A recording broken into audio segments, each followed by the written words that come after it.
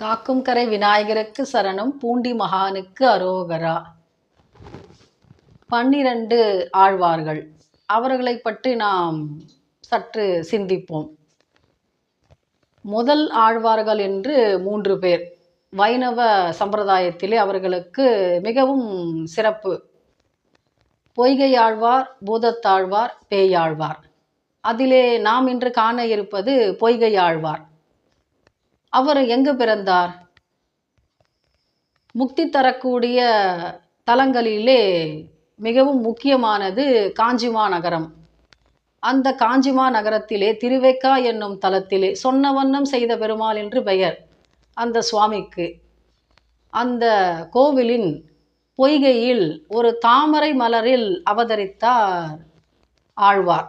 அதனால் அவருக்கு பொய்கை ஆழ்வார் என்றே பெயர்.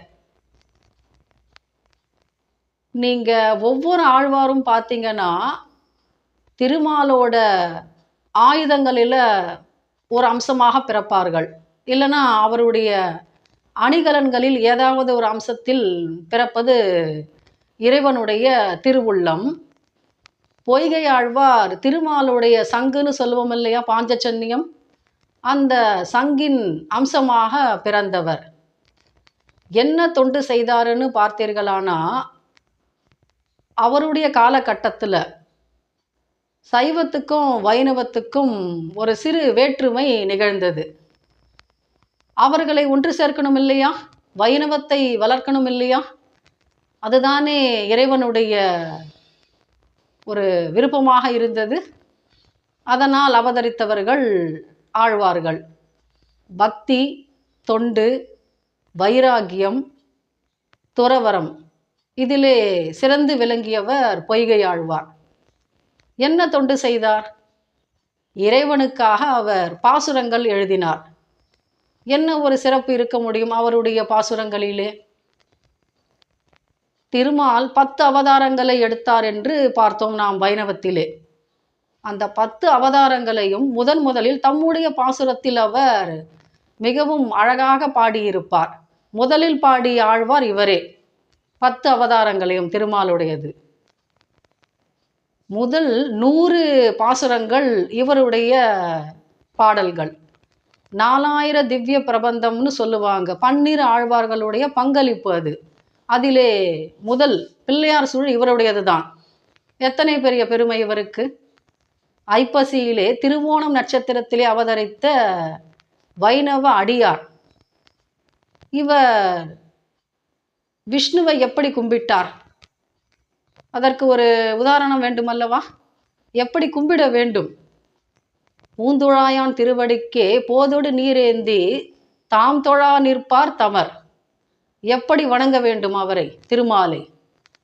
துளசி மாலை அவருக்கு அணிவித்து நறுமண மலர் சூட்டி நல்ல நீரால் அவரை நீராட்ட வேண்டும். அது மட்டுமல்ல, தூபதீபம் காட்ட வேண்டும். அதைத்தான் இந்த பாசுரத்தில் அவர் சொல்கிறார். எப்படிப்பட்ட விளக்கு ஏற்ற வேண்டும் அவருக்கு? ஏன்னா திருமால் 10 அவதாரங்கள் எடுத்தார் என்று சொன்னோம் அல்லவா? அதில் திரிவிக்ரமமூர்த்தி என்று ஒரு சிறப்பு அவதாரம் உண்டு. அவ்வளவு பெரிய கடவுளுக்கு சிறியதாகவா நாம் ஏற்ற வேண்டும் திருவிளக்கு? சொல்றாரு பாருங்க அவர் பாசுரத்துல. வையம் தகலியா வார்க்கடலே நெய்யாக வெய்ய கதிரோன் விளக்காக செய்ய சுடராழியானுக்கே சூட்டினேன் சொல்மாலை இடராழி நீங்கவே என்று. இந்த உலகையெல்லாம் ஒரு அகல் விளக்கு மாதிரி செய்யணுமா? நெய் வேணும் இல்லையா? எப்படிப்பட்டது இருக்க வேண்டும்? கடலளவு இருக்க வேண்டும். வார்க்கடலே நெய்யாக சுடர் வேண்டும் அல்லவா இறைவனுக்கு? வெய்ய கதிரோன் விளக்காக செய்ய, அந்த சூரிய நாராயணமூர்த்தியையே விளக்காக செய்து திருமாலை வழிபட வேண்டும். இப்படி பாடுகிறார் அவர். சிறு சிறு தெய்வங்களை அதிகமாக கும்பிட்டு கொண்டிருந்தார்கள் மக்கள். என்ன செய்கிறாரு?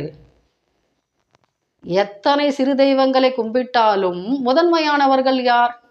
3 பேர் அல்லவா, மும்மூர்த்திகள் அல்லவா? பிரம்மா, விஷ்ணு, சிவன். என்ன சொல்றாரு? முதலாவார் மூவரே, அம்மூவருள்ளும் முதலாவான் மூரி நீர் வண்ணன். நீங்க எத்தனை சிறு தெய்வங்களை கும்பிட்டாலும் முதன்மையானவர்கள் 3 தெய்வங்கள். அந்த 3 தெய்வங்களிலும் சிறப்பு வாய்ந்தவர் யாருன்னு சொல்றாரு? மகாவிஷ்ணுவை சொல்றாரு.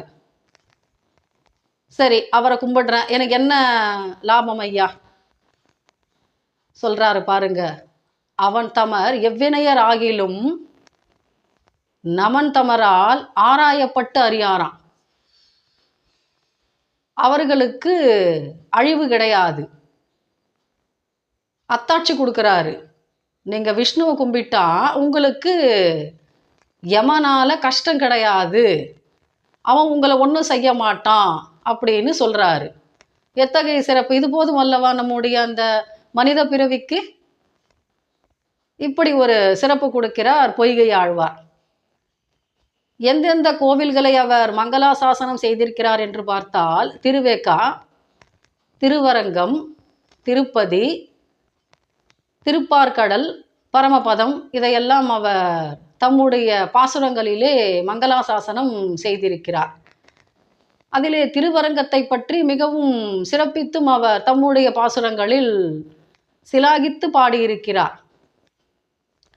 ஒன்றும் மறந்தறியேன் ஓதநீர் வண்ணனை நான், இன்று மறப்பனோ ஏழைகால், அன்று கருவரங்கத்துள் கிடந்து கைதொழுதேன் கண்டேன் திருவரங்கம் மேயான் திசை.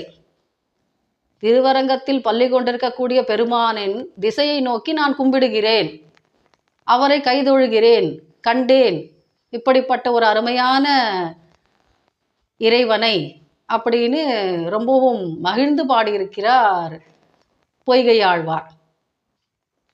முதல் ஆழ்வாருடைய பக்தி பிரபாவம் இப்படிப்பட்டது. எத்தகைய கடவுளை கும்பிட்டாலும் திருமாலை கும்பிட்டால் உமக்கு மிகவும் சிறப்பு என்று அத்தாட்சியும் சான்றும் கொடுக்கிறார் பொய்கை ஆழ்வார். வையம் தகலியா என்று தொடங்கக்கூடிய பாடல் அவருடைய முதல் பாசுரம். 4000 திவ்ய பிரபந்தத்திலே நாராயணனுடைய பக்தி பிரபாவத்தை மிகவும் அருமையாக தம்முடைய பாசுரங்களிலே விளக்கி காட்டியிருக்கிறார். திருமால் எப்படி 10 அவதாரங்களை எடுத்தார், அதன் மூலம் அவருடைய அந்த பக்தி பிரபாவமும் அவருடைய வீரதீர செயல்களையும் அவர் நமக்கு சிறப்பாக விளக்கியிருக்கிறார். நாமும் அவர் சொன்ன வண்ணம் செய்த பெருமாளை வணங்கலாமே, வணங்கி விஷ்ணுவின் அருள் பெறலாமே. மீண்டும் ஒரு அடுத்த பதிவில் சந்திப்போம் ஆழ்வார்களின் தொகுப்பில். காக்கும் கரை விநாயகருக்கு சரணம், பூண்டி மகானுக்கு அரோகரா.